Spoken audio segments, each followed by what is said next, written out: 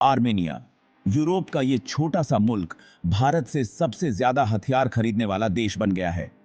दोनों देशों के बीच बढ़ते रक्षा संबंधों के कारण भारत का रक्षा निर्यात वित्तीय वर्ष 2023-24 में अब तक के सबसे ऊंचे स्तर पर पहुंच गया, जो लगभग 21,083 करोड़ रुपए, लगभग 2.63 बिलियन डॉलर।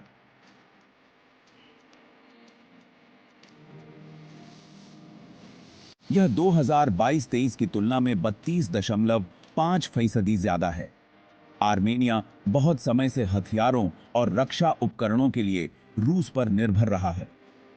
हालांकि 2020 में अजरबैजान से युद्ध के बाद आर्मेनिया का रूस पर से भरोसा उठने लगा।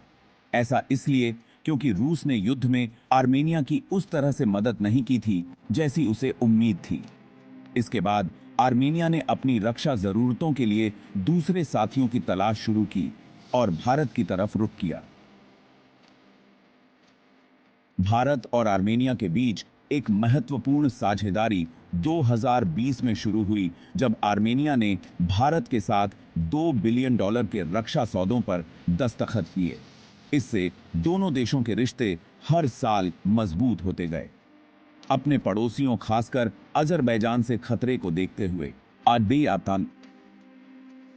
आर्मेनिया भारत से आधुनिक हथियार खरीद रहा है।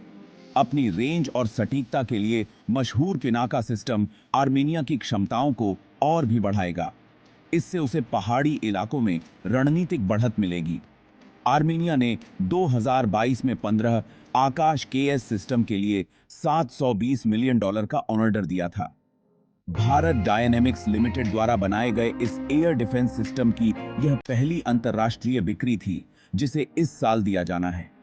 आकाश केएस आर्मेनिया को लड़ाकू विमान, मिसाइलों और ड्रोन जैसे हवाई खतरों से बचाने में सक्षम होगा। डोर्नियर 228 विमान की आपूर्ति से आर्मेनिया की जासूसी और निगरानी क्षमताओं में वृद्धि होगी, जिससे वह अपने हवाई क्षेत्र पर और भी अच्छी तरह से नजर रख सकेगा। भारत ने आर्मेनिया को anti tank guided rocket, bullet proof jacket, night vision चश्मे, तोप और गोला बारूद और आधुनिक हथियार पकड़ने वाले रडार भी दिए हैं।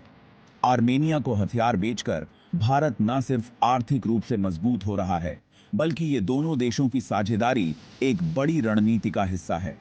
इसका मकसद दक्षिण काकेशस में अपना प्रभाव बढ़ाना और पाकिस्तान और तुर्की के प्रभाव को कम करना है।